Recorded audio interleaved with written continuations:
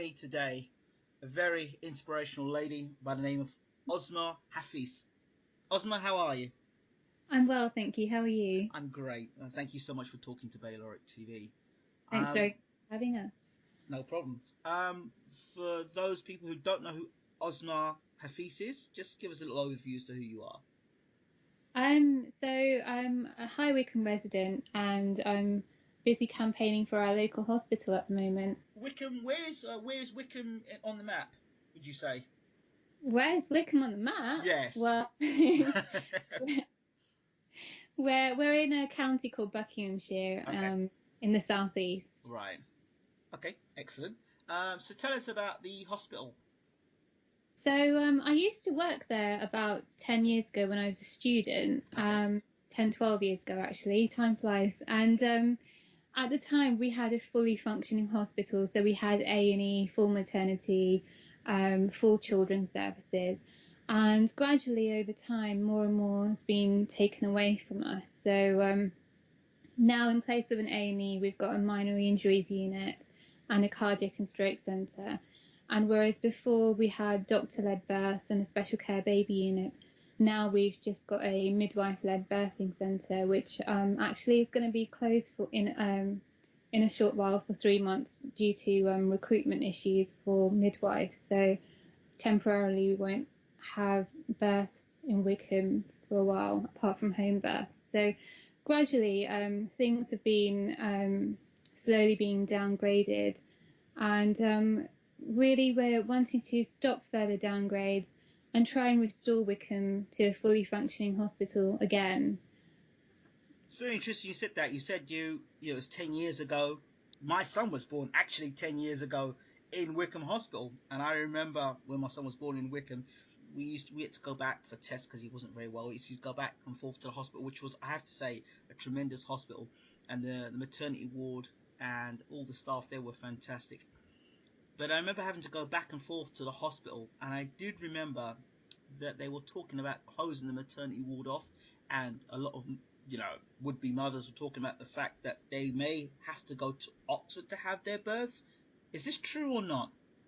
Yes, so although we've got midwife-led births, for that's for what they call as low-risk births. So anything that anyone who wants to have a doctor-led birth, or if they're a high-risk pregnancy, various other reasons, you'd have to go to Stoke Mandeville, Wexham Park, or Oxford.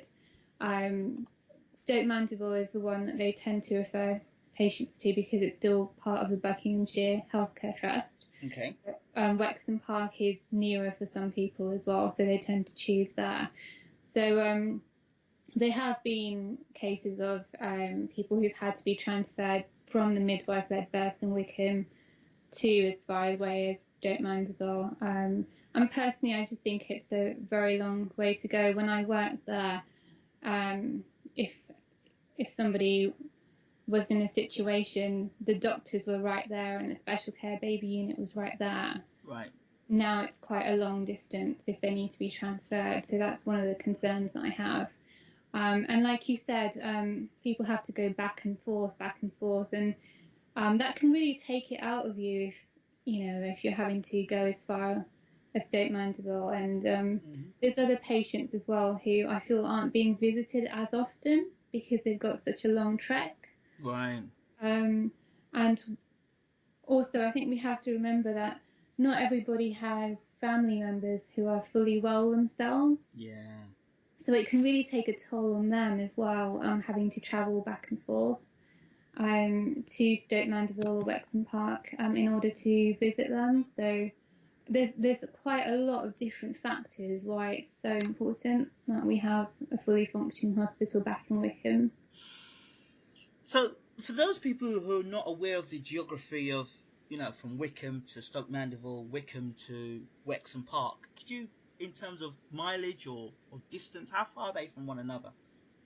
Well, I think it varies depending on which part of Wycombe you live in and stuff. But I always take from the hospital, let's say, from Wycombe Hospital. So I always take an example that a lady gave me, somebody who had to be transferred from Wycombe to Stoke Mandeville, and she said it took her 35 minutes. Now, it can vary. It can be longer depending on traffic. It could take you sort of 25 minutes or so. So it does vary. But I always take her case because she had to be transferred from Wycombe. And I think every minute was probably quite an ordeal for her. So I always take that sort of 35 minute time slot as the one that I would use. Okay, so talk to me more about what has happened or what is going to happen in terms of, is it going to be reductions all the time? You know, that's putting a pressure on the hospital itself. So what is being done to object or protest or to stop this from happening? Okay, so there's been various petitions in the past. Mm-hmm. This all started about 10 years ago, and to be honest, at the time I was asleep. I was busy doing my own thing. I was off at university. I wasn't really paying attention to local issues. Right. And I woke up to the situation about 8 years ago.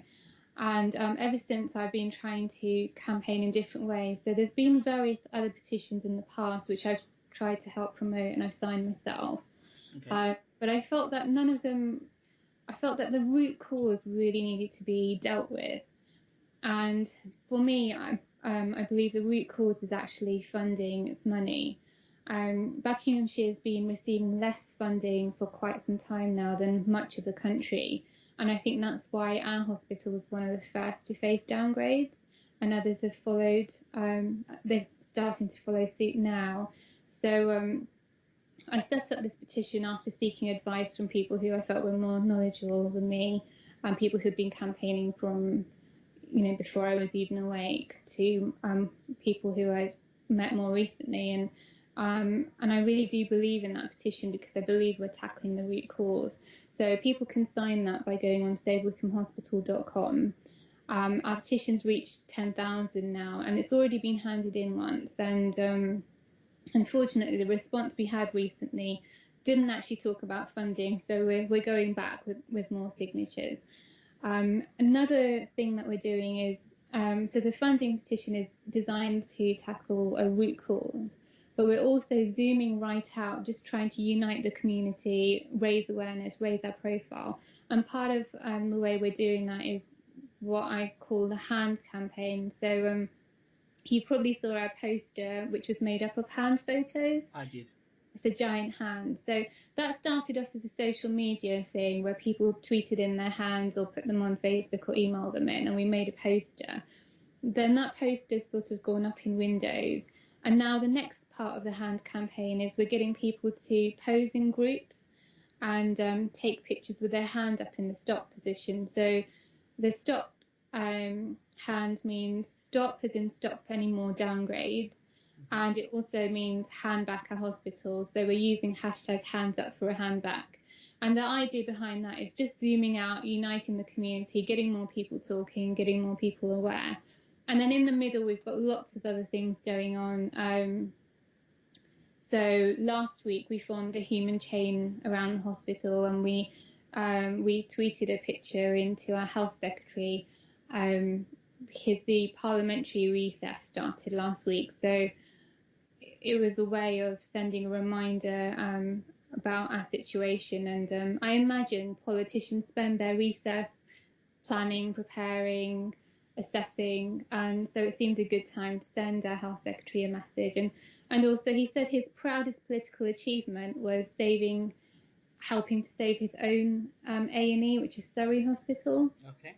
So we reminded him of that as well. So, I mean, our campaign is apolitical, and the hand stuff isn't aimed at anyone in particular. It's us zooming out completely, but we did tweet in a picture to Jeremy Hunt just to get him thinking over the recess period.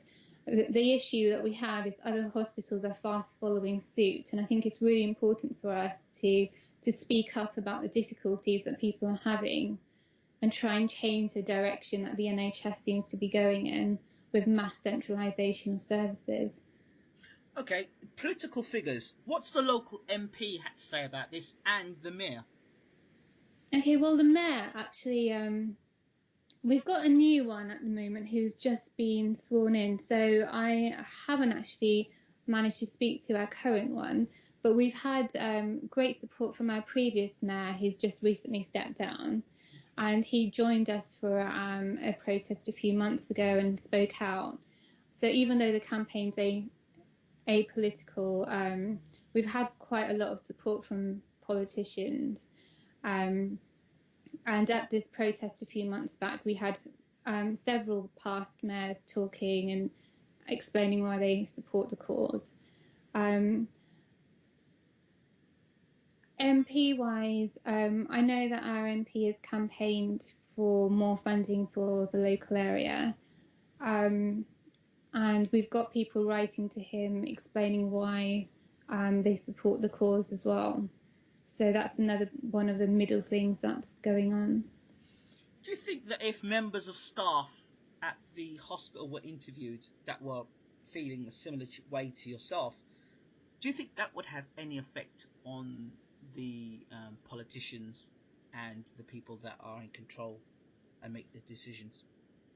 I think because part of the reason why I campaign is because I'm concerned about staff. Yes.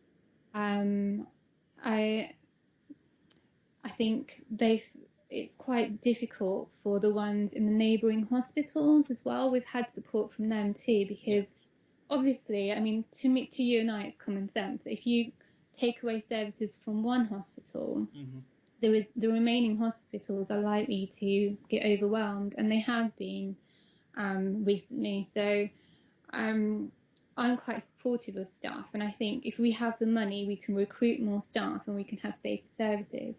Okay. I think it's quite difficult for staff to speak out, but I think, you know, if we can have staff who are brave enough to come out and talk about the difficulties, then surely they should be listened to. Okay, tell me about the direct impact this has to the community of High Wycombe. There's so many reasons why it's so important for us to restore services. So you've got, I could talk about this forever and don't really know where to begin, but you've got people who, for example, elderly people who've moved into the town centre to be near the hospital services, so that they can just potter in, and, you know, more and more is being taken away from them, and, you know, some of them are being stripped of their independence. And then you've got the other side of things. There are people alive today who are able to have that access to services at Wycombe, and now those services aren't there, and they're concerned about if what happened to them at the time was to happen again, whether they would still be alive now due to the distance to neighbouring hospitals. So you've got quite a few different reasons why distance to services makes a difference. Right. So the purposes of them reducing the facilities at the hospital is due to debt.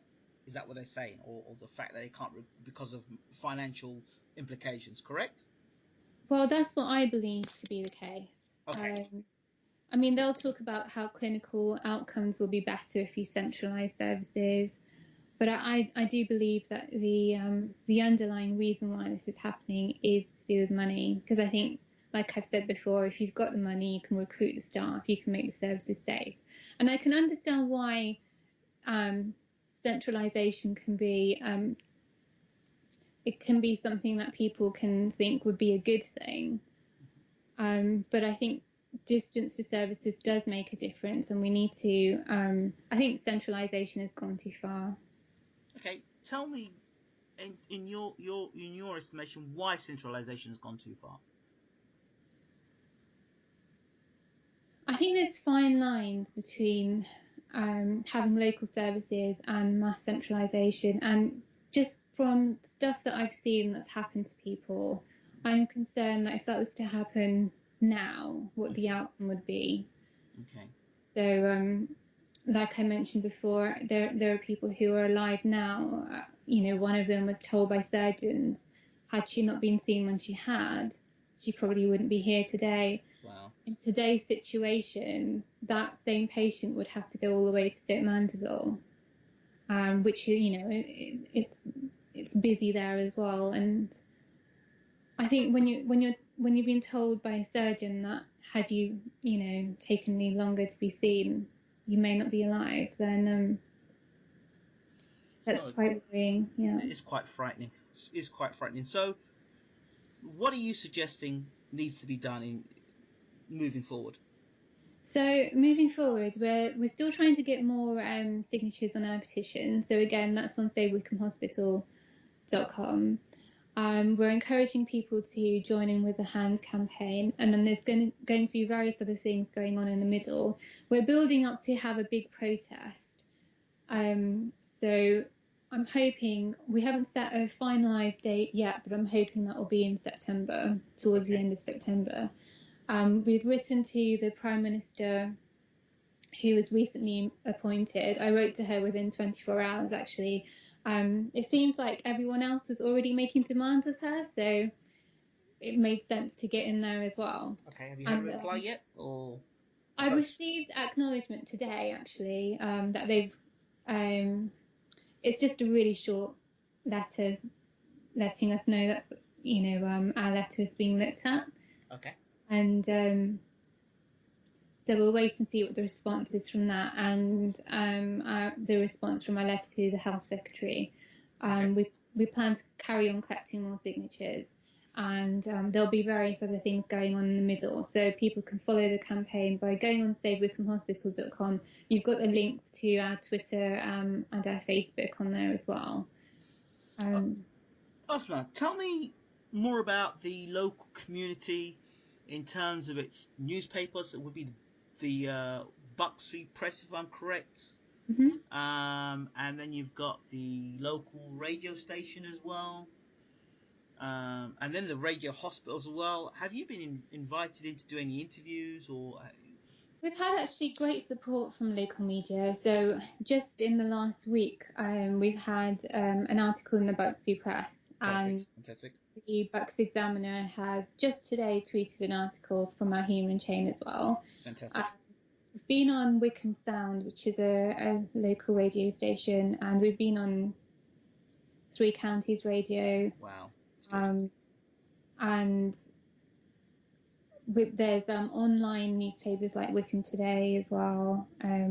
So we've had some good coverage from local media, and they've been quite supportive. Fantastic. That's good to hear.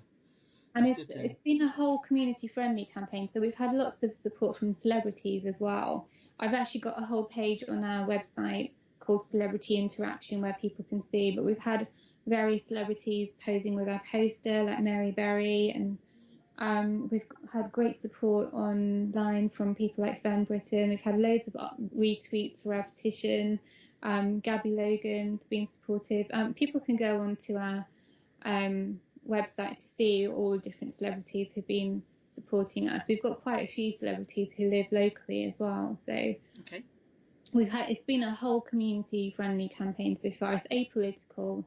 Personally, I feel that our hospital's been let down by more than one government and more than one political party. So it's quite easy for me to be apolitical. And yet we've had some really good support, and the idea is to keep growing our profile and keep raising awareness. Hopefully, common sense will prevail and we'll get our services back. Okay. That's the positive. And we hope that we get the whole hospital back and everything's the way we want it and upgraded and we can move on in a positive fashion. If not, if things go ahead and they continue to downgrade the hospital, what's stopping the continual progress of downgrading the hospital, if you understand what I'm saying here? If it's allowed to happen now, then what else will be taken away from Wycombe Hospital? I think we really do need to try and really put a freeze to this, because at the moment my main concern is the older building, which is known as the tower block. Yes. It seems that wards seem to be filtered out of there, and with the location of the tower block being right in the town centre, I think it is a prime location and therefore at risk. And the area was actually given to us as a war memorial, so I think the history of it is important as well. The idea was after the war, it was a memorial to those that had died, but also there to look after women and children. So we've got the history aspect of it, but also the location is really important. Like I mentioned, there's elderly people who live nearby. We've got a lot of villages surrounding High Wycombe, and so for those people, it's being close to the bus station. It's quite important, the location. Whereas if we move the hospital or if it's gone, then you're adding more to people's journeys as well, making it more difficult for them to access healthcare. So it's a real worry, and they do seem to be taking more and more away from that tower block. So that's the area I'm most concerned with at the moment. I think once it's gone, it's going to be very difficult to then to get another hospital back in Wycombe. And I think the location of it is really important. It's prime. And you can't put a price on certain things like people's access to that. And then from a staff perspective as well, it's right in the town centre, so staff after their shift can pop into the town centre, get bits and pieces. When I was a student, I was able to do a shift at the weekend and then jump back on the train because it's close to the train station as well. All those little things, they're important. I don't think you can put a price on that. So I think, we really do need to protect and put a stop to more services going away. Unfortunately, the way that NHS is headed at the moment, there's this thing called NHS Sustainability and Transformation Plans, and they're being drawn up at the moment. So what they've done is they've looped in Buckinghamshire with Oxford and Reading, and they've grouped us in. And I think the idea behind it is going to be to save even more money. So the NHS, although what's happening is, although we're ranked number 1 according to the Commonwealth Independent Fund report, and we spend less money on there, the percentage of GDP that we spend on health is actually going to be falling. So the NHS is having to make cost savings, and I'm worried that now we've been grouped in with Oxford and Reading, we're going to end up losing even more from both Wycombe and Stoke Mandeville. Wait, hold on a second. If I was correct, the whole talk about, I hate to use the word Brexit, but the whole talk about Brexit, it was told if we leave Europe, then there'll be 300 and something million available, and we could put that into our healthcare. Now Brexit is there, and it looks like it's going to surely happen. Where's all that money? Well, I think that's for people to ask the questions, so the people who made those promises. I've had a few people say that to me, that our MP was saying we'd potentially have more money for the NHS, and I think what I've just said to them is contact your MP directly and remind him of what he said. I don't think I can really say much more on that. I'm hopeful that we will get more money for our hospitals, because health is important. Absolutely. And I think if we take care of people's health, then they can contribute to the economy. So for those people who are concerned about the economy, it's well worth investing in health so that people can give back to the economy too. Absolutely. Ozma, was wonderfully said. Finally, for those people that want to get involved, sign up to the petition, tell us more about that. So if you just want to Google Save Wycombe Hospital as one word, you should come up with our website straight away. There's various ways to help on there. So you've got our petition on there, you've got the information about the HAND campaign. If people want to share their patient stories, then that's fine. And what I tend to do is, with their permission, I can then forward those on to decision makers. We might have a big data collection activity going on as well, so that we've got some evidence that we can use for our benefit, as well as the other hospitals that are following suit.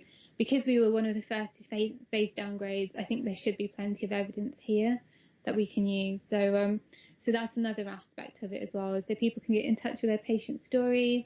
They can write to their own MP.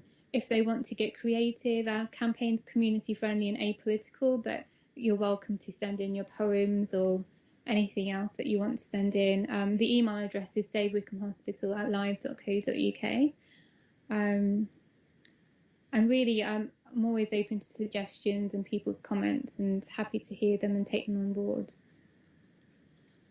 Ozma Hafiz, thank you so much for talking to Bayloric Worldwide TV. And yes, save Wycombe Hospital, very important. We're going to do all we can to support this campaign. Ozma Hafiz, thank you so much for talking to Bayloric TV. Thank you very much for having me and all your time and support. Thank you.